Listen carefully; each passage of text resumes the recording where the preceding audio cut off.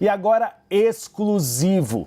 A gente volta para olhar para a política nacional com uma entrevista exclusiva com a nova articuladora política do Palácio do Planalto. Ela veio até os nossos bastidores, veio até o nosso estúdio da CNN Brasil. Eu agradeço muito à ministra Gleisi Hoffmann por ter aberto a agenda dela para esse encontro. Ministra, é uma honra recebê-la por aqui. E a minha primeira pergunta é sobre uma declaração polêmica de Gilberto Kassab, presidente nacional do PSD, que faz parte, o PSD, da esplanada dos ministérios, mas ele tem dito que Lula tem errado, que Lula tem ido muito para a esquerda, repetido os mesmos erros que Bolsonaro. A senhora concorda com essa crítica ou acha que Kassab está um pouco injusto em relação ao presidente Lula? Boa tarde, Gustavo. Boa tarde, Tainá. Prazer estar aqui com vocês novamente. Olha, com todo respeito, eu acho que o Kassab está muito injusto com o presidente Lula, que ele conhece tão bem e há tanto tempo. O Lula sempre foi uma pessoa de ouvir os outros, de ouvir vários setores, nunca se pautou apenas pela opinião de um ou outro partido quando está no governo. Tanto é assim que o governo do presidente Lula é um governo que tem uma composição muito mais ampla do que a frente ampla que o elegeu em 22. Além de ter o MDB, que veio conosco numa parte, o PSD também que veio conosco numa parte, tem lá no governo o Republicanos, o União Brasil, o PP, mostrando a amplitude do presidente Lula em fazer composição. Então eu acho totalmente injusta essa crítica do Kassab, como também discordo que qualquer um ganharia a eleição de 2022 do Bolsonaro. Foram 10 candidatos e não foi qualquer um que ganhou, foi Lula que ganhou, numa eleição muito difícil em que Bolsonaro estava na cadeira da presidência da República, com muito dinheiro e programas sendo liberados, muita fake news, e o presidente Lula ganhou. Talvez ele teria que falar de outra forma. Nenhum outro candidato ganharia de Bolsonaro se não fosse Lula. Tudo bem, ministra? Parabenizo aqui a senhora pelo novo cargo. Eu queria começar olhando assim pelas primeiras semanas, né? Como é que foram assim os seus movimentos, como agora ministra da Secretaria de Relações Institucionais. A gente sabe que a senhora foi escalada pelo presidente Lula com a missão, dentre outras, mas com a principal missão de renovar a articulação do governo com o Congresso Nacional, priorizou conversas com a cúpula do Congresso na primeira semana, com líderes também, ouviu ali as insatisfações das lideranças da base e recebeu 2 missões de cara do presidente Lula, que é buscar apoio à PEC da segurança, que até então estava travada no Palácio do Planalto, e aprovar o projeto sobre a isenção do imposto de renda para quem recebe até R$5 mil, prioridade zero do governo. Qual desses desafios a senhora considera o mais difícil, ministra? Não, primeiro dizer que nessas 2 semanas, né, o foco foi totalmente para que a gente pudesse votar a peça orçamentária, que desde dezembro era para ser votado, o Congresso não votou e nós tínhamos que fazer com que o orçamento pudesse entrar em vigor, né? É importante para o governo, importante para o Congresso e importante para o Brasil. E isso aconteceu e eu quero aqui agradecer, né, a colaboração do Congresso Nacional, do relator, dos presidentes das casas, que ajudaram muito, junto com o governo, a construir essa peça orçamentária. E isso nos dá agora a previsibilidade das despesas, das receitas, faz com que os nossos programas, que são tão importantes para o Brasil, como o Vale Gás, que foi colocado, o Pé de Meia, Minha Casa Minha Vida, enfim, vários programas sociais possam ser executados. Então, acho que isso foi bem importante. E, obviamente, agora nós temos pautas também importantes, que eu julgo pautas positivas, tanto para o governo, como para o Congresso, como para a sociedade brasileira. Essa da isenção do imposto de renda até R$5 mil é uma questão de justiça social, de justiça tributária. cidadania, né? E também de justiça fiscal. Quer dizer, o trabalhador que ganha até R$5.000 e hoje paga uma alíquota de 27,5%, vai deixar de pagar. E quem vai pagar mais imposto são os ricos, aqueles que ganham mais de R$600 mil por ano, que não pagam imposto de renda, ou cuja somatória dos impostos não dá 10% sobre a renda. Então, um projeto muito bem feito pelo Ministério da Fazenda, muito equilibrado, tem neutralidade fiscal. Tenho certeza que o Congresso, com a sua composição, vai honrar aí a tramitação e aprovar esse projeto, que é para o bem do país, né? E a PEC da segurança, ela deve ser enviada agora no mês de abril ao Congresso. Nós enviamos o projeto do imposto de renda e o presidente vai viajar, vocês sabem, vai para o Japão, embarca amanhã, junto com o presidente da Câmara, do Senado. Então nós vamos ter uma semana muito calma aí do ponto de vista do Congresso Nacional, e quando voltar nós queremos apresentar junto com o ministro Lewandowski, já combinei com ele, apresentar o projeto, apresentar a PEC aos líderes partidários, para depois enviar formalmente ao Congresso. Também é um debate importantíssimo essa questão de segurança pública, que nós precisamos fazer, e vai ter que ser uma construção conjunta, governo federal, governos estaduais, os municípios e o Congresso Nacional, numa saída, né, numa proposta de organização do sistema de segurança pública, para que fiquem claras as responsabilidades de cada ente e como que a gente vai potencializar aí o papel dos governos no combate ao crime organizado. Importante, então, essa previsão de abril, nós não tínhamos ainda a previsão, então a ministra, com exclusividade, fala pra gente aqui no Bastidores CNN. Ministra, 2026, sei que tá longe, mas só se fala nisso, principalmente na direita, que ainda não consegue definir um candidato. O presidente Lula está disposto fisicamente, intelectualmente, também com vontade de ser candidato à reeleição? E mais, quem a senhora acha que irá enfrentar Lula? O governador Tarcísio de Freitas é uma possibilidade? Olha, primeiro dizer que o presidente está muito disposto, com energia, com muita vontade, está aí lançando os programas, os projetos, viajando. A gente espera muito que ele seja o nosso candidato, é o que nós defendemos, mas tenho certeza que ele tem disposição para isso. Em relação a quem vai ser o adversário, não nos cabe escolher, qualquer um que seja, nós vamos ter que enfrentar, e vamos enfrentar como já fizemos em outras eleições. Ministra, a gente está vendo todo esse movimento da oposição sobre o PL da anistia. Alguns parlamentares até que são de partidos da base, mas mais à direita, têm manifestado apoio. O PL está aí correndo para conseguir o número de assinaturas necessárias, já falou em apresentar pedido de urgência, está tratando disso como a prioridade do partido no Congresso Nacional. A senhora deve estar acompanhando. É uma questão prioritária aplacar o apoio ao PL da anistia para o governo, e houve algum pedido do presidente Lula, a senhora, nesse sentido? Olha, nós somos contra esse projeto, não é por interesse do governo, não, é por interesse do país. Não pode acontecer a anistia. Nós tivemos uma tentativa de golpe no Brasil e foi muito grave isso, porque esse projeto da anistia não é para quem foi preso em 8 de janeiro, e eu quero falar um pouco sobre isso, mas é desde o final da eleição. Pega todos os atores que cometeram algum crime, alguma impropriedade até 8 de janeiro, então, para frente, inclusive, de 8 de janeiro. Então, é um projeto para livrar o Bolsonaro. Vamos lembrar aqui que Bolsonaro foi um dos artífices do golpe. Um golpe de Estado que teve várias etapas e tentativas, né? Teve documento escrito dentro do Palácio do Planalto, reunião com militares, teve a Operação Punhal Verde e Amarelo, vocês sabem, estava lá a tentativa de matar o presidente Lula, o vice-presidente Geraldo Alckmin, o ministro Alexandre de Moraes. Isso não foi brincadeira. Teve a explosão de bombas no aeroporto, queima de veículos e invasão da sede da Polícia Federal, lá antes da diplomação do presidente Lula. Então, que culminou com os atos, com o ato do 8 de janeiro, que foi o último, foi a tentativa final que eles quiseram fazer. Então a gente tem que ter muita clareza do que nós estamos falando quando fala desse PL da anistia. Esse projeto é para livrar o Bolsonaro, é isso. E eles fazem esse discurso dos presos no 8 de janeiro. Ali não tem inocente, desculpa, esse tipo de argumento não cabe. Vamos combinar aqui, ó. cerca de 570 pessoas foram liberadas. Por quê? Porque fizeram um acordo com a PGR. Pagaram multa, saíram da rede por 2 anos, assistiram a um curso sobre democracia. 400 pessoas poderiam ter sido liberadas também, se negaram a fazer acordo. Então, se negaram a fazer o acordo, é porque realmente elas tinham o objetivo de fazer o que fizeram. Então, não são inocentes.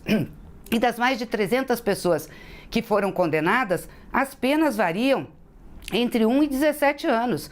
Então, eles estão vendendo uma coisa que não é verdade, não são senhorinhas que estão lá e que pegaram 17 anos. Então, esse debate da anistia, a gente tem que colocar ele no lugar certo. O que está em movimentação no Congresso Nacional é a liberação do Bolsonaro, é disso que trata aquele projeto de lei. E nós somos contra, e já vou dizer, não é uma questão de interesse de governo, é uma questão de interesse do país, da nossa democracia, da nossa história. A gente não pode permitir essa anistia.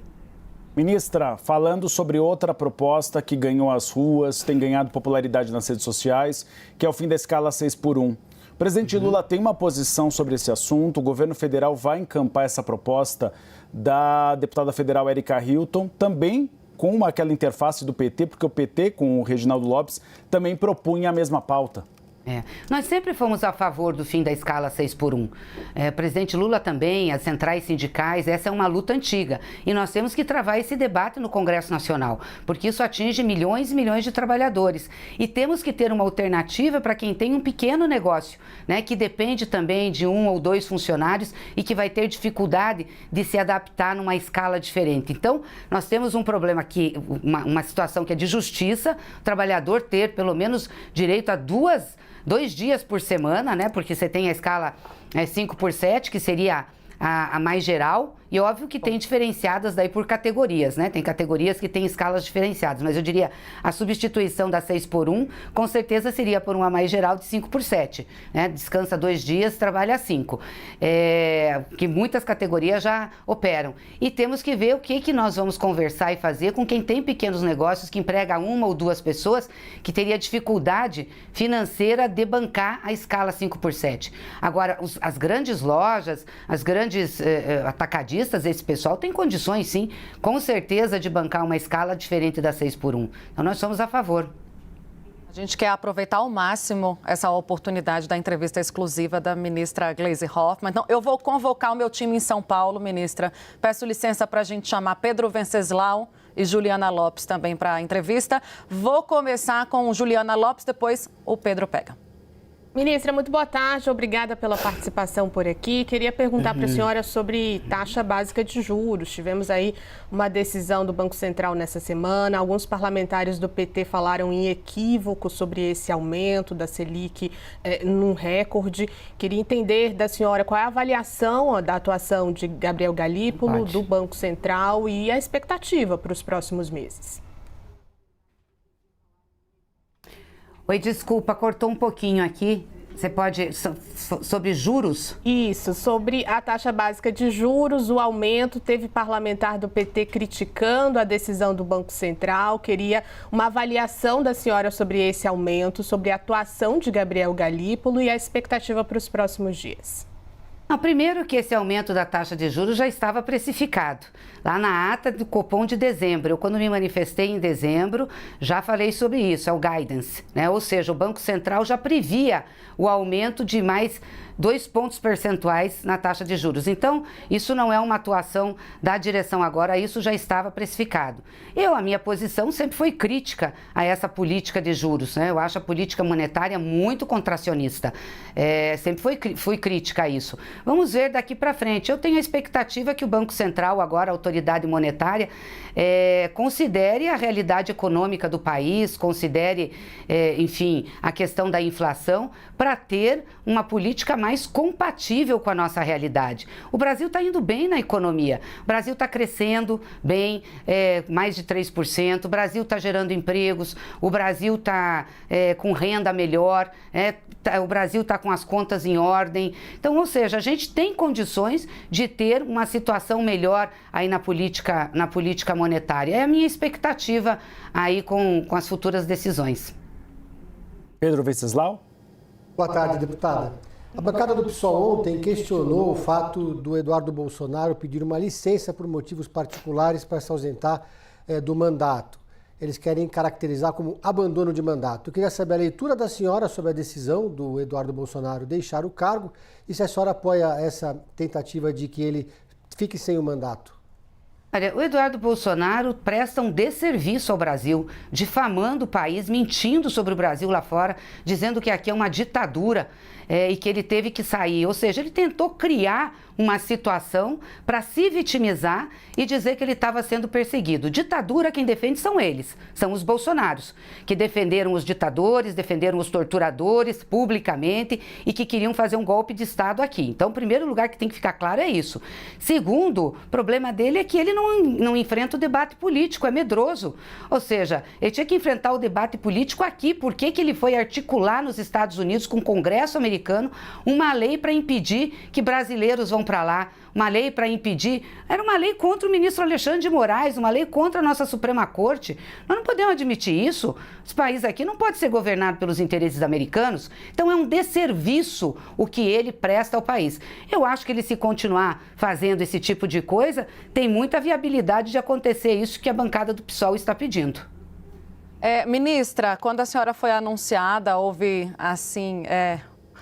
muitos comentários, né, nos bastidores, no off, como a gente costuma dizer, uma curiosidade sobre como seria a sua relação com Fernando Haddad, por, num passado recente, vocês já terem divergido algumas vezes, principalmente com críticas, né, com o endossamento da senhora como presidente do PT, a críticas de parte do partido à política econômica de Fernando Haddad. Teve aquele documento no qual o partido se referia a austericídio fiscal. Isso reverberou muito na época e colocou dúvida sobre como seria a sua relação com o ministro da Fazenda. Houve um primeiro gesto que foi durante o seu discurso como ministra, mencionando o ministro da Fazenda. Vocês já estiveram juntos em reuniões. Como é que vai ser essa relação a partir de agora? E mais, olhando para o passado, para essas críticas que eu mencionei e essas divergências, a senhora mantém tudo que já foi dito ou faz alguma correção?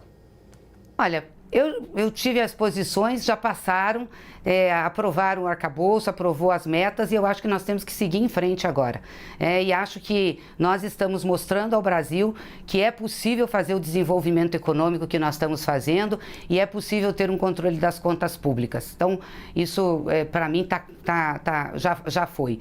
Segundo, porque eu tenho uma boa convivência com o ministro Fernando Haddad. Não é o fato de eu ter discordado ou divergido dele em questões como você levantou, que a minha convivência seja ruim. Muito pelo contrário, eu gosto dele, tenho muita respeitabilidade, estive com ele já, quero ajudar, já disse que fui nomeada para ser ministra da Articulação Política, então dentro desse meu papel eu quero ajudar o Ministério da Fazenda e ele com as matérias da economia no Congresso Nacional, a gente estar juntos aí para articular a tramitação e a aprovação. E tenho certeza que nós vamos ter muitas vitórias, a começar pela isenção do imposto de renda até R$5.000, que é importante, também agora para o empréstimo do Lula, que começa a operar hoje, que é o empréstimo consignado da iniciativa privada, que eu acho que vai ser muito importante, porque vai trocar, muitas pessoas vão ter condições de trocar suas dívidas. Hoje tem gente com dívida com juros de 5% ao mês, que pega em banco ou agiota, então vai poder trocar uma dívida com juro por quase a metade. Isso é muito importante para as famílias e para as pessoas. Então nós temos aí o desafio junto com o ministro de aprovar essas duas medidas e outras que o Ministério da Fazenda tem mandado para o Congresso Nacional também na área de microeconomia e que também são muito importantes. Ministra, eu vou continuar no tema econômico para falar de inflação, que é um tema que preocupa muito o brasileiro e também a presidência da República. É possível que a gente tenha uma inflação de 5% fora do teto da meta e mais de 4% no ano que vem, 2026, com os efeitos da aprovação da isenção do imposto de renda, da faixa de isenção até R$5.000. Se tudo ficar fora do teto da meta, seria o caso de começar uma discussão sobre a mudança da meta? Você fala qual meta? Meta de inflação. A meta de inflação, tá, desculpa, eu estava entendendo que era de gastos. Olha, eu acho que a gente tem uma meta de inflação bem justa, né, de 3% com as bandas. Não acho que seja o caso de fazer essa discussão de mudança. E também não acho que a inflação, mesmo estando acima da banda da meta, esteja absurdamente estourada. Eu acho que as medidas estão sendo tomadas. E não acredito que seja só a política de juros que vai resolver isso, porque necessariamente não é uma inflação só de demanda. A gente tem, por exemplo, a alta sazonal do preço dos alimentos e de outros itens por fatores que a gente não controla, né? Clima, as mudanças climáticas, as crises climáticas. Então, mas eu acho que a gente vai conseguir sim, não vejo que possa ter um estouro disso. Eu acho que logo também com o câmbio se ajustando, melhorou muito, né? O câmbio, a valorização do real. Então, se ajustando, isso também vai ter impacto aí na inflação. Pedro.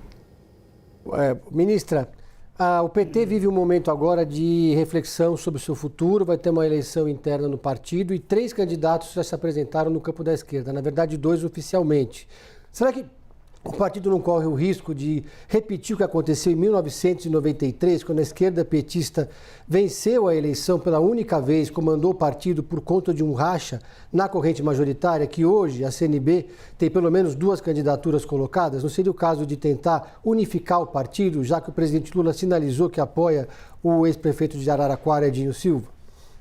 É que a unificação é um processo em construção, né? As eleições vão ser só no dia 6 de julho. Então, obviamente que até lá, dentro do calendário das inscrições das candidaturas e de debates, vai acontecer a discussão da unificação. Eu entendo que a gente vai chegar a um bom termo dentro desse campo majoritário e ter uma candidatura unificada. E a disputa eleitoral no PT, eu acho que é a riqueza do partido, é o que faz o partido vivo. São os debates, né? As contradições, a disputa por linha política, pelo pensamento. Então, isso tudo dá uma reavivada, né, aí com a militância. Então, eu julgo que vai ser um processo muito importante para o PT e também para as nossas decisões aí em relação às disputas no Brasil. Juliana Lopes. Ministra, eu queria voltar um pouquinho na questão do imposto de renda, nessa proposta que é tão importante para o presidente Lula. Tem uma disputa ali entre integrantes do Centrão pela essa relatoria. Queria entender da senhora se o relator pode ser do PT ou se seria melhor um perfil mais neutro. Qual é a avaliação da senhora? Não, nós não conversamos sobre isso ainda, nem com o presidente Hugo Mota, né, que designa a relatoria, e nem tampouco com os líderes do governo.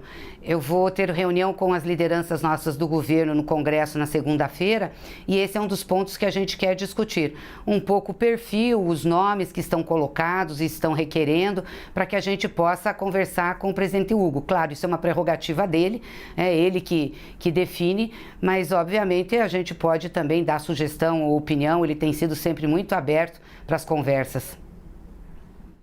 Ministra, olhando ainda para 2026, porque faz parte do pacote também da articuladora política do governo, manter esses partidos da base aliados para uma próxima eleição. A senhora já abriu conversa sobre o assunto com os partidos do Centrão.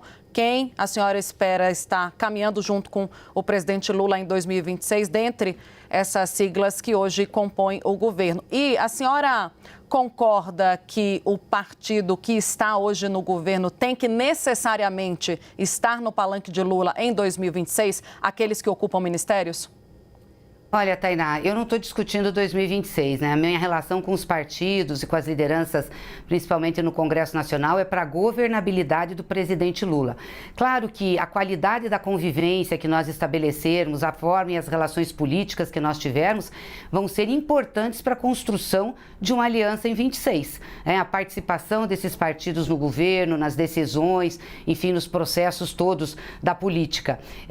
E eu quero estabelecer a melhor convivência possível, porque eu defendo que a gente tenha uma frente ampla para a eleição do presidente Lula, maior até que a gente teve em 2022. E como disse, isso tudo é um processo em construção. Então, é essa construção que nós vamos fazer daqui para frente que vai qualificar a formação dessa frente ampla. Ministra, 2 perguntas rapidamente sobre esse assunto.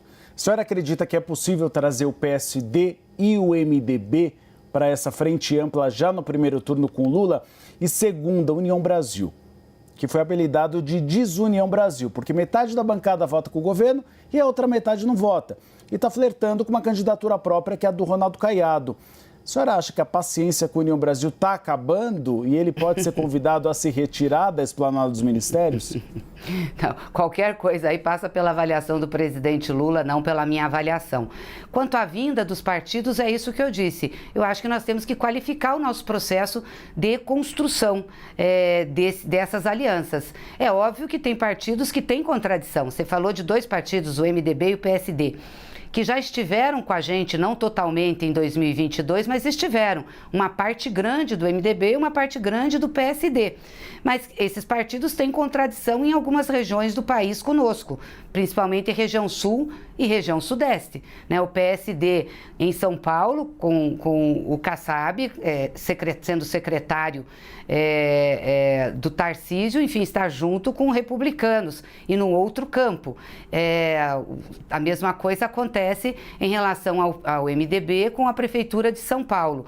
Mas a gente tem conversado muito e eu acho que tem condições nesse processo, conversado não em relação a 26, mas a governabilidade, né, do governo do presidente Lula, e eu acho que esse processo pode ir qualificando a relação e a gente ter um resultado lá na frente que seja um resultado bom para uma composição eleitoral. Ministra, ato falho. Desculpa, ministra, era presidente até pouco tempo do PT. Eu continuo nessa atuada de eleição. Insisto na última pergunta que eu te fiz sobre os partidos que hoje estão, né? O Uribe perguntou sobre a União Brasil, se vai ser convidado a se retirar ou não. A gente ouve ali dessas lideranças ainda insatisfação, reclamação sobre espaço, que precisa ser melhor atendido. Essa conversa, ela já está em curso, ainda vai haver uma reforma ministerial, como foi ventilado no final do ano passado, no início desse ano. E a senhora acredita que, repetindo a pergunta que eu já te fiz, né, mas de forma mais direta, os partidos hoje que não entregam têm que também, em contrapartida, entregar os cargos que ocupam hoje? Como é que a senhora avalia essa composição hoje? Como é que esse equilíbrio vai se dar entre 2025 e 2026? Bom, a questão de participação no governo ou saída do governo cabe ao presidente Lula. É ele que vai tomar essa decisão e vai fazer essa avaliação. Obviamente, se eu for chamada a opinar, vou opinar para ele. Então, não é algo que seja de avaliação pública. Então, acho que a questão da composição do governo cabe a ele, por isso eu não quero me manifestar sobre isso. Ministra Rosângela Silva Janja, os partidos de oposição têm reclamado um pouco de que ela não tem um cargo oficial no governo federal, então tem falta de transparência sobre os gastos e viagens da primeira-dama. A senhora considera que seria o momento de criar um cargo para ela e ela ter uma atuação que tivesse um pouco mais de transparência? Viagens avisadas, por exemplo, no Diário Oficial da União, ou pelo menos que houvesse transparência na agenda dela? Olha, primeiro, é muita injustiça que se fazem com a Janja, tá? Com esses pedidos de informação e com esses ataques.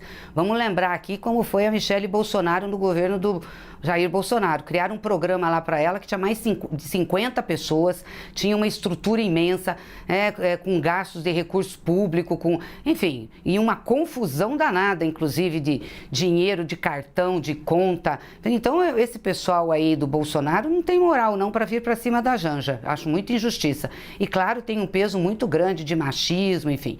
Agora, eu defendo, sim, que tenha um ponto, eu diria um cargo honorífico, né? Ela não vai receber nada, seja isso legalizado, porque é importante até para que ela possa, sim, né, prestar as contas, falar. Eu não vejo problema nenhum e acho que é importante ela ter condições de atuar. Ela é a companheira do presidente da República, ela tem um peso social importante. As primeiras damas, muitas vezes, têm representação, sim, de programas de governo, mas também da própria representação do Estado em determinados lugares e eventos. Eu não vejo problema nenhum dela ter essa atuação pública e acho que seria importante, sim, essa destinação de uma função, né, de um cargo honorífico para a primeira-dama. Eu defendo isso. Para a gente finalizar, queria falar sobre Tarcísio de Freitas. A senhora recentemente até rebateu falas dele naquela manifestação de domingo. Para muita gente, o Tarcísio de Freitas vem assumindo um tom de candidato, embora negue reiteradamente que vai disputar o Planalto. Existe até um movimento mesmo, a gente contou isso ontem, ministra, entre bolsonaristas para convencer o ex-presidente Jair Bolsonaro a assumir de vez a candidatura de Tarcísio de Freitas. Ele é o candidato adversário de Lula nas urnas em 2026, na sua avaliação? E a senhora teme um esvaziamento da base aliada desses partidos que hoje compõem o governo, partidos de centro, centro-direita, se o Tarcísio for candidato em 2026? Eu não sei se ele será candidato ou não sei como é que está essa discussão. Tenho visto a direita muito dividida, né? Bolsonaro, a turma do Bolsonaro, então não sei te avaliar, realmente não sei avaliar. E quanto a essa questão da base, é como eu te disse, depende da qualidade das nossas relações e que nós estamos construindo durante esse processo de governo, em que esses partidos ditos de centro ou centrão estão conosco no governo, inclusive. Então, é um processo, não tem como a gente antecipar isso, né? Porque ficaria um achômetro, eu acho. Então, eu não gosto muito dessa questão de achar o que pode acontecer. Eu acho que na política a gente tem que se determinar a construir o processo para chegar ao resultado que a gente quer. Mas não assusta uma candidatura de Tarcísio de Freitas? Nós não escolhemos adversário, qualquer um que venha, nós vamos enfrentar. Tá certo. Nós recebemos aqui no Bastidores CNN a ex-presidente nacional do PT, ministra da Secretaria de Relações Institucionais, Gleisi Hoffmann, deputada federal. Muito obrigado, ministra, por nos conceder essa primeira entrevista, essa entrevista exclusiva. Parabéns por ontem ter conseguido aprovar rapidamente o orçamento da União. E a gente espera que esse período seja um período fértil para a senhora, porque é difícil ser articuladora política do governo federal. É muito deputado reclamando, pedindo cargo e emenda, tem que ter paciência, mas a gente sabe que a senhora tem. Obrigada, Gustavo. Agradeço a você, a Tainá, a todos os telespectadores. Foi um prazer conversar com vocês aqui.